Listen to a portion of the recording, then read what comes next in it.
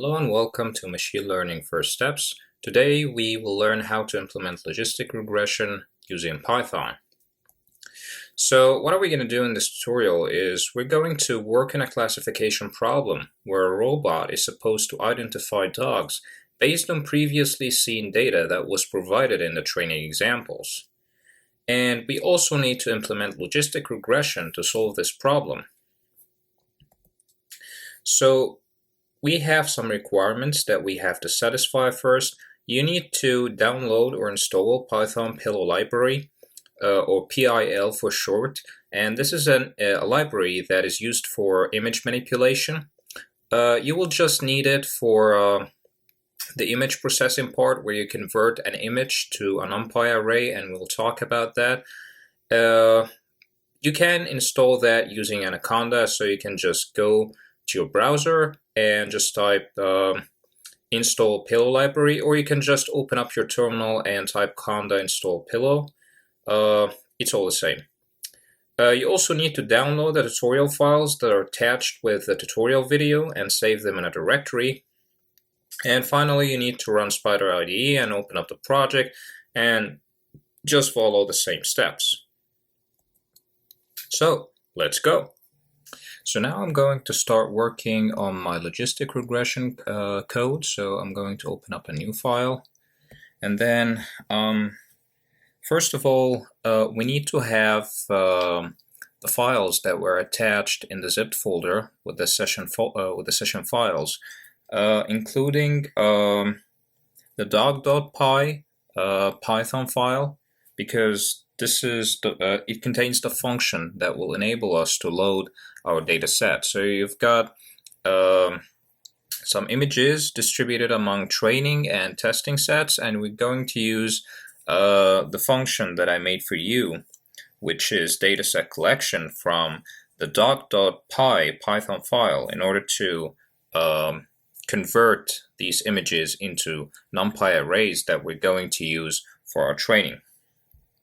So first of all, I'm going to import that file.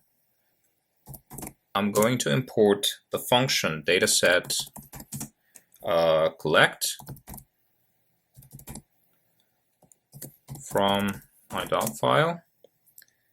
And of course, I'm going to import NumPy as np.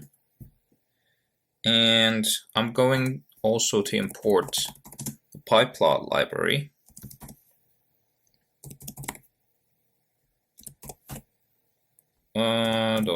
.pyplot as plt. Right. So next thing, I'm going to create a set of helping functions that will help me to train my model. So first of all, we're going to use a sigmoid function in order to calculate the sigmoid of my linear equation or linear function. So I'm going to define a function called sigmoid, and it's going to take an input z in order to calculate the activation. So I'm going to type the sigmoid equation here, and I'm going to call it s, for example, and that will be equal to 1 over 1 plus np dot exp, which is the exponential of negative z. And here we notice that z is an array or a vector or a matrix or a one-dimensional matrix, you can call it whatever. But here I'm using np.exponential because this happens to be a vector and not just one number. And this is why I'm not using the exponential function from the math library. I need an exponential function for arrays. And after that, I'm going to return s. So this is our first function. Let us also define another function for initializing my weights. So I've got two sets of weights, which are w and b, and I need to initialize both. So I'm going to initialize them to zeros for this particular example. So I'm going to define a function called initWeights, and I'm going to give it a dimension. And that dimension is going to be the first dimension of the vector w. So let us just say initialize weight to zeros, for example. And w is going to be an array of zeros, so I'm going to use the function np.zeros, and it's going to have dimensions of dim and 1, since this happens to be a vector, and its type is going to be float. So I'm going to determine its type explicitly. And we got b, which is also a 0, and since we have 1 unit in logistic regression, I'm just going to give it the value 0. So it's not a vector, it's just, or maybe it's a vector of size 1 times 1, you can call it whatever. But just here, I'm just going to give it a value of 0, and that's it. So I'm going to return both w and b. So that's for our second function. Next, I'm going to implement forward and backward propagations in one function in order to compute the value of the activation of the logistic regression as well as the gradients that I have. So I'm going to define a function called forward backward, and this function is going to take w and b, which are my weights, as well as the input features and the output. So first of all, I'm going to determine the number of examples that I have, which is the variable m. So m is going to be equal to x dot shape 1, which is the dimension of the second axis of x, which happens to be the number of examples. And let's apply forward propagation here. So forward propagation, which is basically calculating the activation, which is a. I'm going to denote it by a, and is going to be equal to the sigmoid of my linear function, which happens to be W transpose. And I'm going to use matrix multiplication to multiply it by the input feature x, and then I'm going to add b. And then I'm going to compute the cost. So this is going to be equal to -1 over m multiplied by the sum of errors, which is np.sum. This function here computes the sum of elements inside an array. So these elements are going to be y multiplied by the activation value, and I'm going to add that to its complement, which is 1 minus y, times mp.log, and I'm going to use 1 minus a here. And again, log here is the natural logarithm, not the decimal logarithm, because we've got two types of logarithms. One of them is the len, which is the natural logarithm, and for some reason in programming languages we just denote the natural logarithm using log instead of len, so you got to take care of that.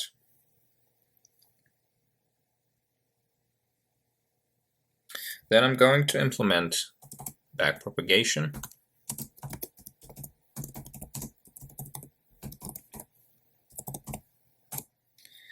And I need to find the gradients. So first of all, I'm going to compute the derivative of the cost function with respect to w, and that's going to be 1 over m multiplied by x, and x is going to be multiplied by the value of the activation minus the output. transposed.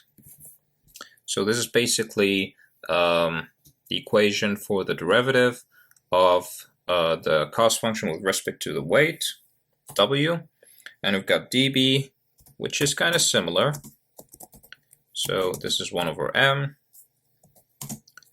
multiplied by the sum of a minus y, which means summing the elements inside the array which is produced when we subtract y from a.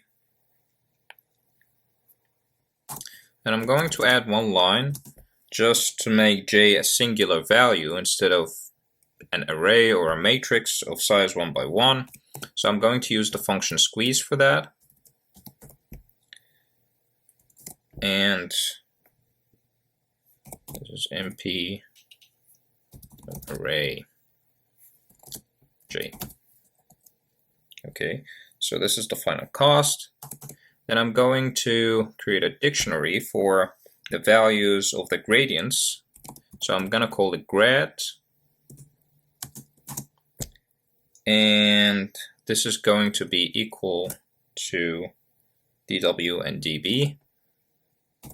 So I'm going to have some attribute here, which is dw, and it points to the variable or the array dw. And same here, we got db, which is also going to point at db. Finally, I'm going to return my gradients. So return grad and j, which is the cost. So this is the forward propagation part. Now we need to define a minimization function to minimize the objective function. So I'm going to define this as min_opt, which means minimize the objective function.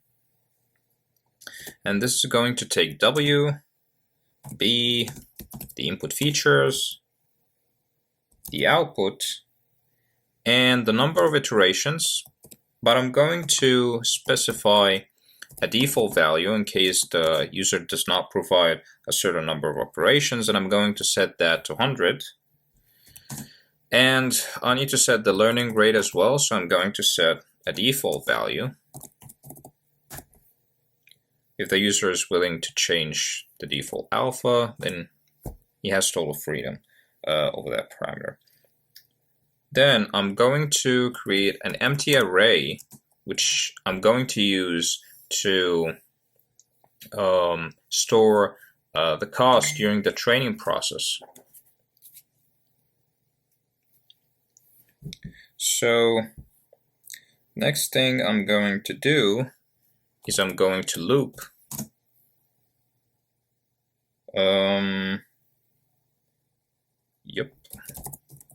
loop for a certain number of iterations.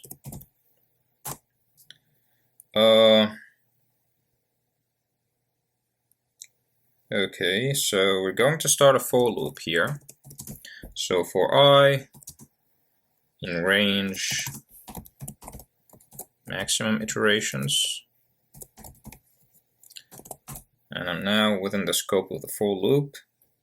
So first of all, I'm going to use the forward-backward function that I developed before. So we've got grad and j will be equal to forward backward. This is one pass of forward backward propagation.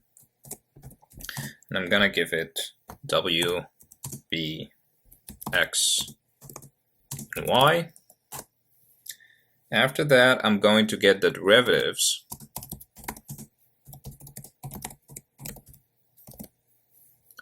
Oh, I forgot to save that. No problem. So I'm going to get the derivatives with respect to the weights. So we've got dw will be equal to the dw part of that dictionary. So I'm going to refer to it using the dw attribute. The same thing goes for db.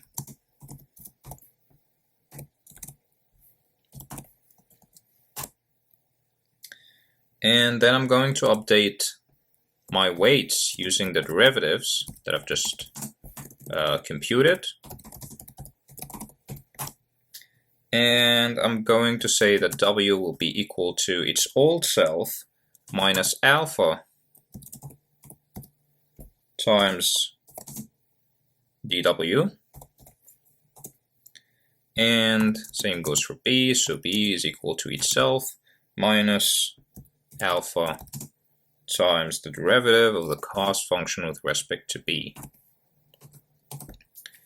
So we got that.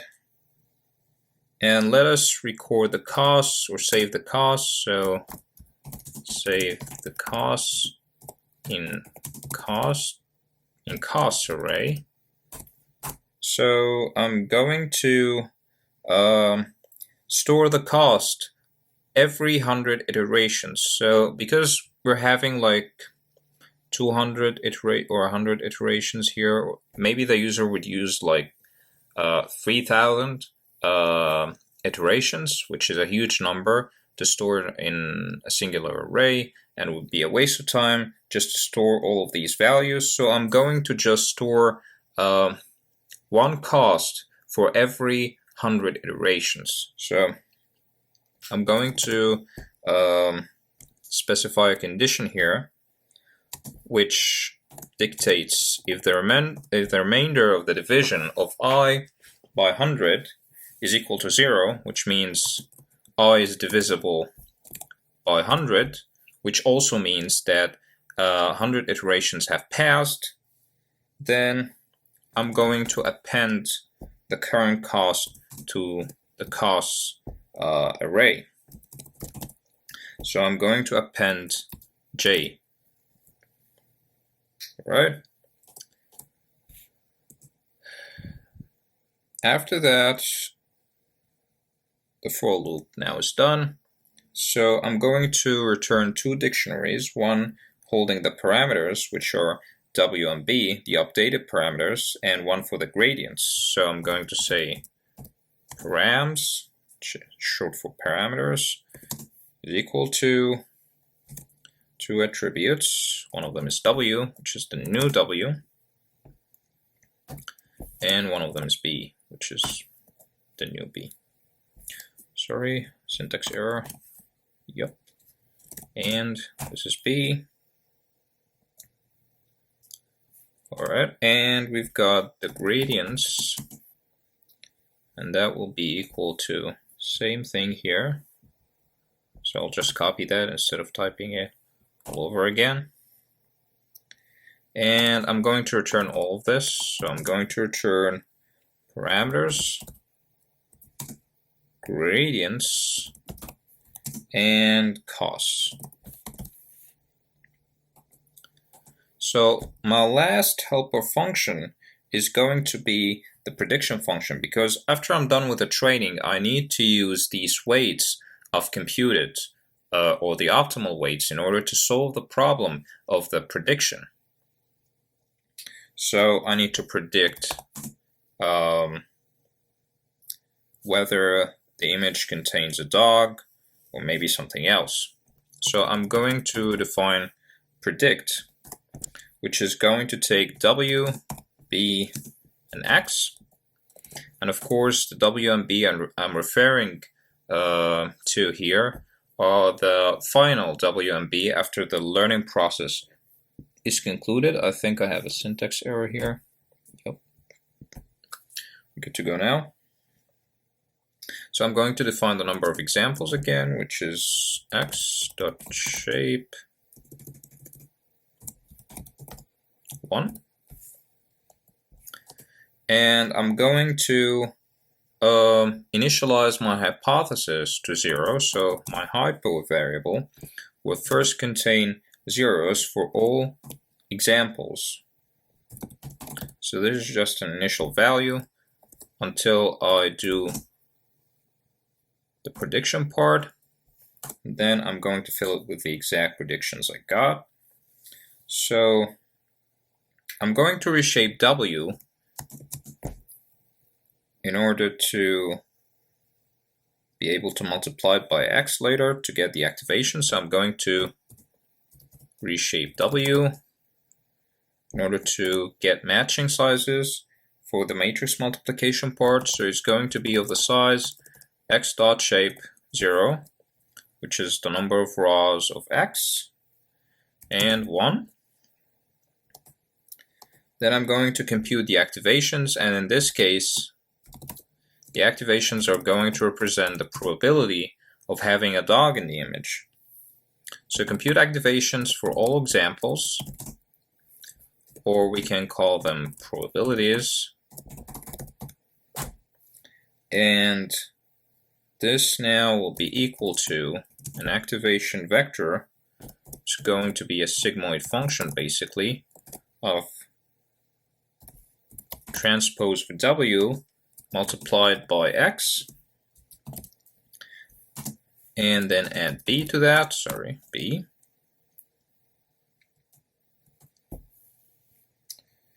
Okay, so next thing we're going to do is we need to determine or change these probabilities to final decisions. So I'm going to pick a threshold, which is 0.5. So if the probability of being a dog is greater than 0.5, then I'm going to consider that it's a dog. And the label is going to, or the prediction label is going to be 1. If not, then I'm going to consider that it's not a dog, and I'm just going to give it a label of 0. So I'm going to convert these probabilities. So I'm going to loop over the elements in A. So I'm going to set this dimension of A to be the number of my for loop iterations. And I'm going to convert this or these probabilities based on a rounding procedure. So I'm going to just check the current element, and if it's greater than 0.5, then I'm going to consider that my hypothesis actually means true, which is 1. So I'm going to equate that to 1, and if not, then my hypothesis is going to be equal to 0.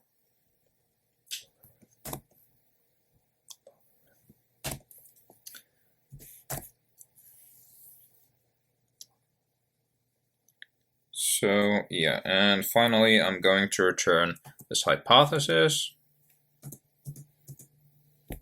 So return hypo. Alright,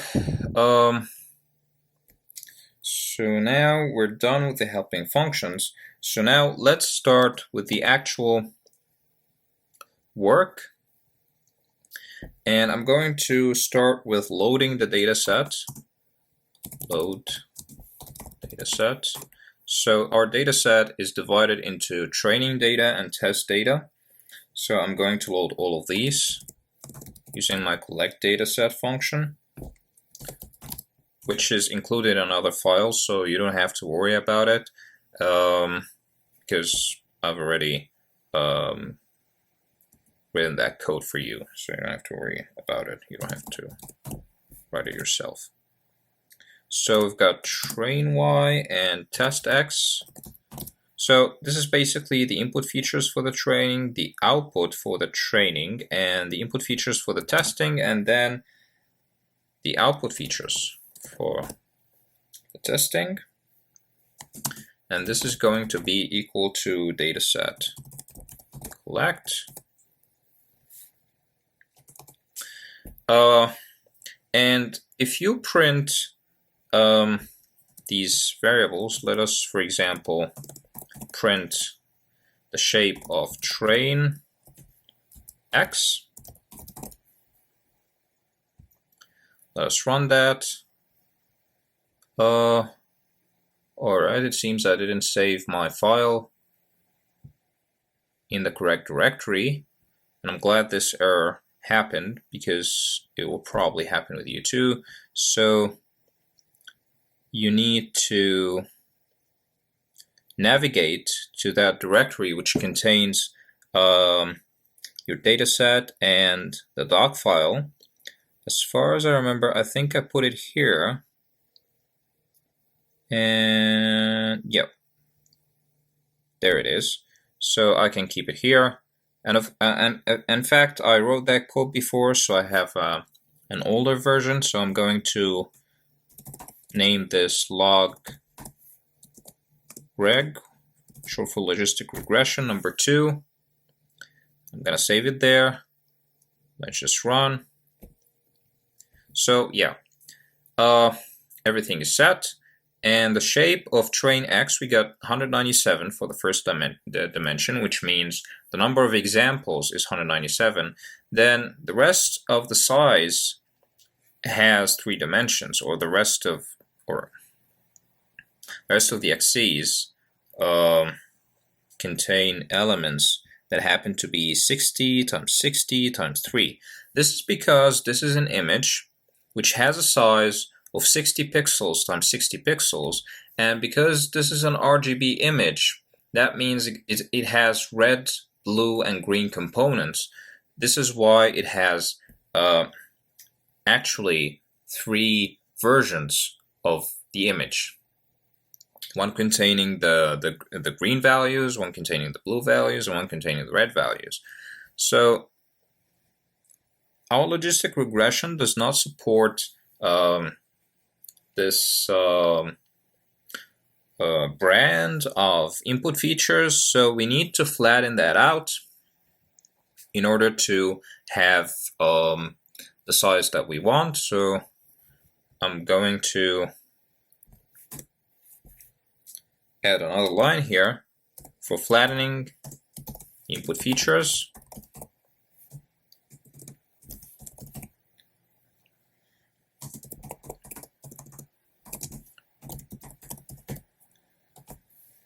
And so train X will be equal to itself but reshaped, and I'm going to reshape that into the following size.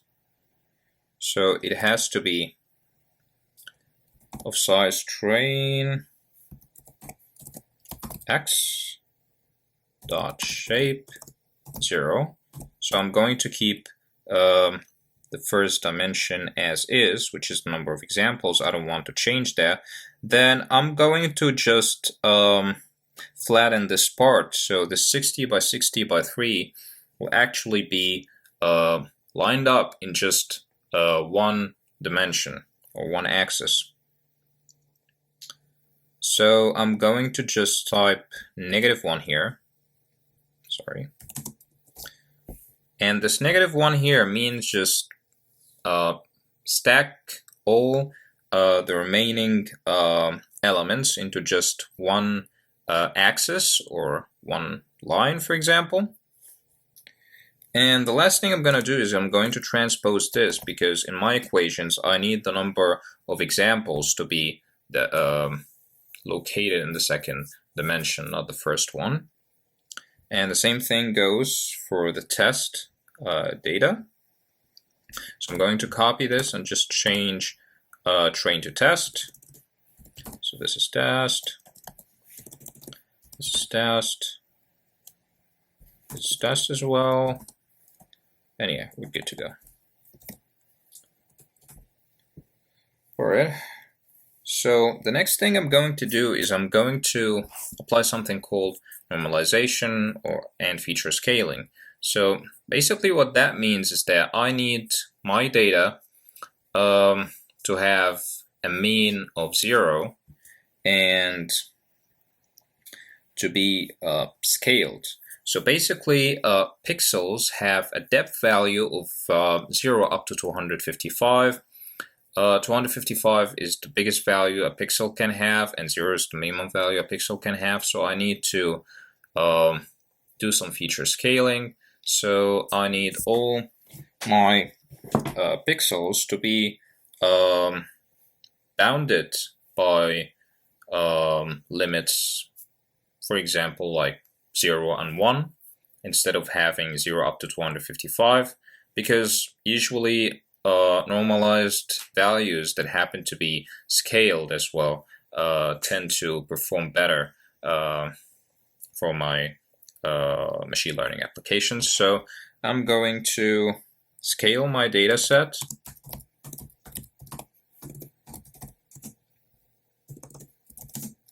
Scale your data set. So I'm going to say train x is equal to train x over 255. And the same thing goes for the test part. So test x is equal to test x over 255 as well.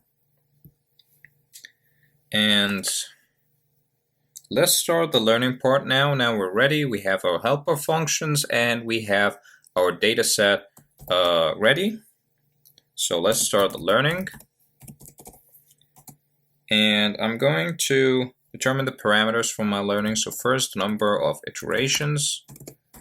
I'll pick that to be, let's just say 2000.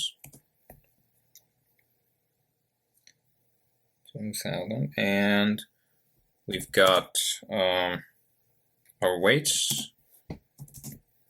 So our weights need to be initialized. So I'm going to use the init weights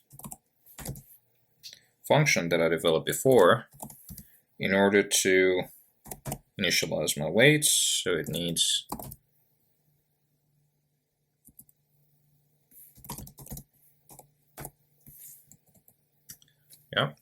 it's shape of x on first axis, and I'm going to just type a comment here. And next I'm going to minimize the objective function. So basically I'm going to write the outputs that come out of the minimization process, which are my updated parameters, as well as the gradients, as well as the costs. And I'm going to equate that to the output of the minimize objective function, which takes w, b, train x, train y, which is the output, and the maximum iterations, and the learning parameter alpha. So we forgot to set alpha. I'm going to set it to, for example, a very small number. And I'm going to type alpha here.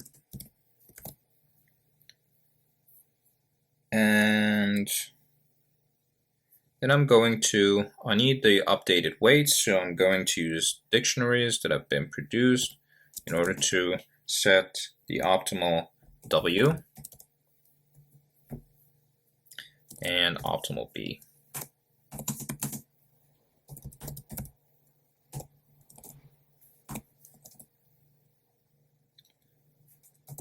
All right, that's good. Oh, actually there's an S missing here. All right. So next thing, I'm going to use the predictions in order to compute the accuracy of my model. So I'm going to first predict classes using provided images, for example. So first of all, I'm going to use the prediction on my training data set. So I'm going to create a variable called prediction train, or the prediction of the training examples. And I'm going to use my predict function in order to do the prediction. So I'm going to supply my weights as well as the input features of the training data set. I'm going to do the same thing for my testing data set in order to test the accuracy of my model on unseen data. So the prediction for the training is considered to be testing your network on seen data that you've seen before, and the prediction testing, or the prediction on the testing data set, means that you're testing your model on a data set that you've never seen before. So yeah, we're done with that part. Now let us compute the accuracy. So basically the accuracy is going to be the number of the examples that you've correctly predicted over the total number of examples multiplied by 100. So I'm going to use that formula here. So the training accuracy is going to be equal the total number of the training dataset examples. So train y dot shape 1 minus the faulty predictions. So the faulty predictions basically can be found by subtracting y from the hypothesis, because if we both have this, if both the prediction and the ideal output have the same prediction, then they're basically gonna be both ones or both zeros. So either way, the subtraction will yield a 0. But if they're different, then their subtraction will yield something else. So I'm going to check for the values that happen to be non-zero. So this is what I'm going to type. Basically, I'm going to count the number of non-zero elements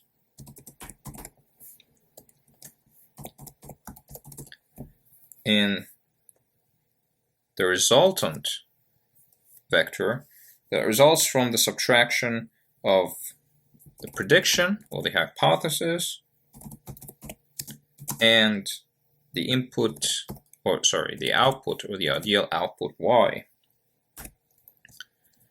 And after I'm done with that, I'm going to divide that by the total number of examples. And I'm going to repeat that for my testing data set. So I'm going to compute the testing accuracy. So this is going to be test, oh sorry. This is test as well. Same here. Same there. Yeah, I think we are good now. Yeah, all right. So the last thing I'm going to do is that I need to print these accuracies. So I'm going to print training accuracy is equal to, and then I'm going to type train acc, short for train accuracy, and I'm also going to print the testing accuracy.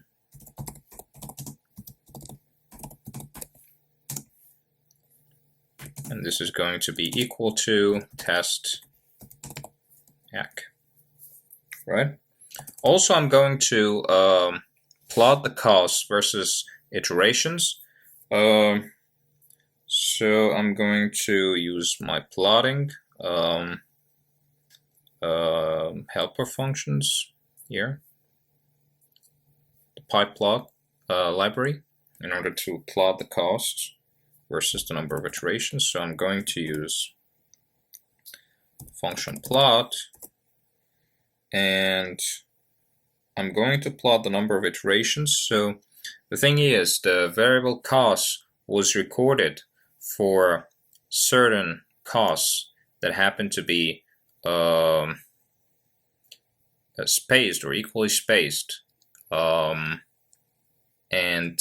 each cost has like 100 iterations spaced between itself and the next cost, as well as the cost that precedes it. So I'm going to use the aRange function in order to create an array, which basically starts from 0 up to the maximum iterations, which is 2000 in my case. And I'm going to add an increment of 100. Then I'm going to include my cost vector, and I'm going to add labels to the x-axis and the y-axis. So x label, and I'm going to just like that, and we need a label for the y-axis as well, and I'm going to call it cost, basically. And then I'm going to show my plot. Alright, so the code is done. I'm going to clear this.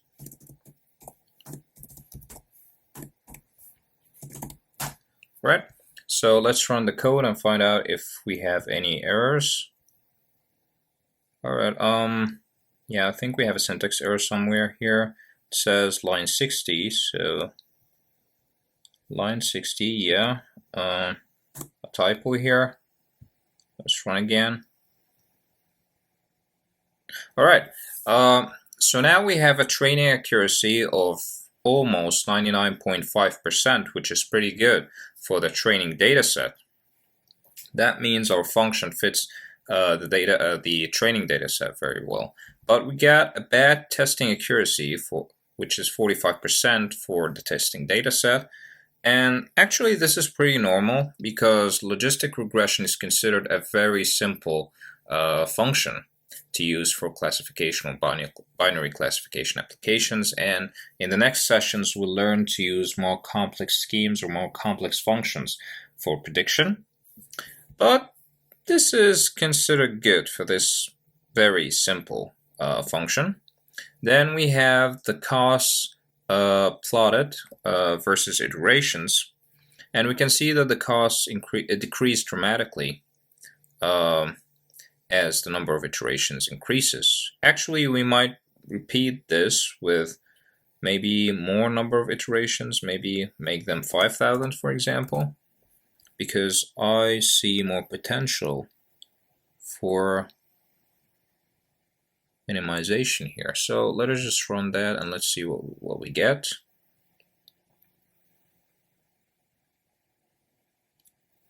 Oh, actually the training accuracy reached almost 100%, which means, yeah, that's pretty good for the training. And we can see that the curve here is further stabilizing. So yeah, and even the testing accuracy increased a little bit, not very much, but 47.5% is still better than 45. If we further increase that to 10,000, for example, and we try to run it again,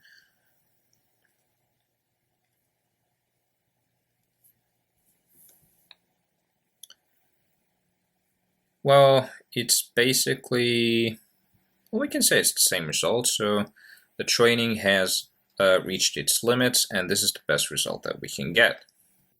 So in order to summarize what we did today, we now understand how logistic regression works and how linear regression works, and we learned how to implement both of them. And now we have sufficient mastery over our software tools. We're kind of used to Ubuntu right now and used to opening up the terminal and running our commands. We also now can use Spider IDE, and we're familiar with the utilities it provides. So next step is that we're going to implement more complex projects and work on more complex machine learning schemes.